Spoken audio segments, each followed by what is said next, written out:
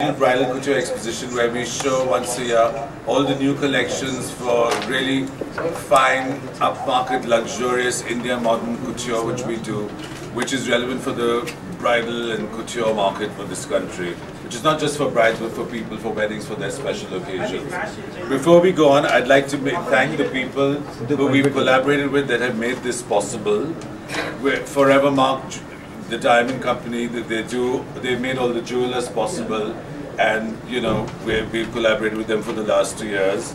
We'd also like to thank the park. Here's Mr. Subroto Majumdar. We're very pleased to be here at this hotel, which is the cutting-edge new hotel of Hyderabad that we love being at.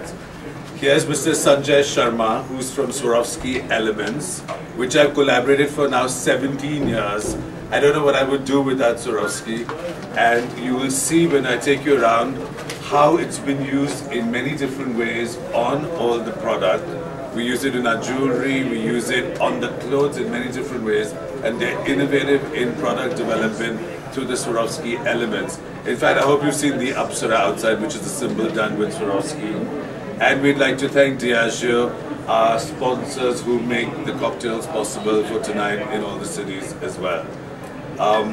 I would like to take you all through a walkthrough, and as we go through the exhibition, show you what exactly we mean by the couture process, incorporating Western levels of fit in our techniques in India, you know, in finish, in the way things are sculpted to the body, because our new fashion is about all the great Indian workmanship, but it collaborates with the West in taking their techniques of fit and finish. And also, because we are a design company and like to innovate, we collaborate with companies like Swarovski because they make things possible. That one part of our traditional folklore in what we did, you know, our traditional embroideries. So while it's traditional, it's also modern, and there's some things that are entirely with them, which I'll point out to you, which will be interesting as you go along. So I don't know how you guys, you want to pick up your cameras and just follow, or what should we do? I want you to get everything here so that it's easy to take the shots later on. Okay. So many cameras. So we're fine. We'll take the shots later on. So why don't you all ask questions, and then we're all here to answer whatever. Past 2 editions. I'm sure I'll learn once we open. But you have connection with the Telugu state, you know. Yes, I do. I'm married to a Telugu.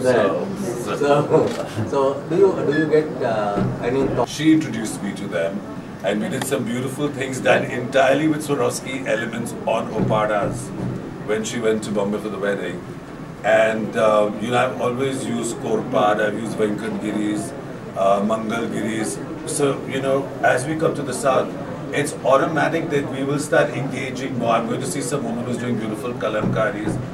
These things have been a little abstract for us, you know, sitting in the north. But as you come here more and you get exposed to it, it's possible next year a lot of these things will be part of these things, and if not this, then the ready-to-wear collection, you know. We're meeting weavers, so it's exciting because you engage with different things, and then they go back into your thing, and in a way, we become more homogenous, but we also have to embrace things from all over this country, you know. So if we come to Hyderabad more, it's automatic that we're going to use more of this. Most of the time we see that you're... Sorry? The target people. I mean, the target market is people who have a taste for luxury. That's all it is. So is it only the luxurious people can follow your fashion, or it is even for the common man? I mean, friend, and this level is, we'd like it to be for the common man, but it's too expensive for the common man. It is a very luxury man. So it really, and actually what I've seen in India is that you can never tell, because suddenly someone comes in and for their special occasions or their very special things, people almost go out of their skin and become something else because they want to transform into that. But when can we see Tarun designing for the Aam Aadmi, for the common people? Well, every time I've tried, I've told I'm terrible at it. So just stick to doing luxury. So how do you see Indian fashion in comparing to Western fashion? I think that Indian fashion is so rich and lush and has such an exuberance of color, tradition, and it's one of the only fashions today that still has the luxury of doing so much handwork, you know, which is really a gift, because what you can do, and that's also been one of the things of this exposition, is talking about the artisanal value of Indian fashion. Not just that we need to keep providing because of the craft-based industry that should not die out, but also lakhs of people can get more and more employment and do things that they're happy doing and do things that have some soul and some meaning than just sitting in a factory and punching and doing one job for the rest of their lives. A lot of our embroiderers and different craftsmen we engage with work like this. And that's something special to only Indian fashion. Nobody else has it. The Italians had it, but unfortunately it's all going to China now because of their cost structure. Because of our population, there's also an economic need and a moral need to keep doing it so you don't lose all this. And it's what makes Indian fashion very special. Indians can wear Western fashion, they can wear Indian fashion, they can wear color. These opportunities and these things, and frankly, let me say this, that a woman can wear a 2,000 rupee handloom sari and look amazing. It's not that in India you have to spend lakhs to look fantastic. It's not that, you know, we don't have this huge concept of high street fashion. In fact, I think our day-to-day fashion is a bit sloppy, you know.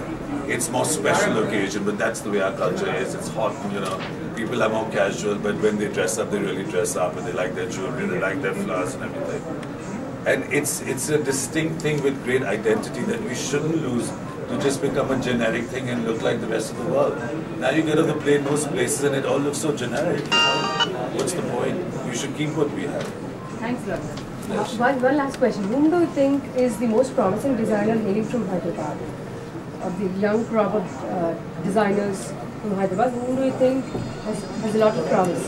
Well, again, you know, I don't know that many from here, but I know that Zubin and I know Anand Kabra's work that I like. And I love Vinita Pitti still. I just think she's a bird, and you know, she does amazing things and she does beautiful things and she does it at her own pace, and in a way she's a true designer.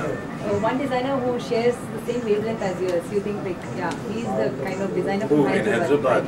I don't know. I haven't spent enough time here, so I haven't hung out with people enough to know that. Is there any plan having own boutique in Hyderabad? We'd love to. It has to be the next place that we open.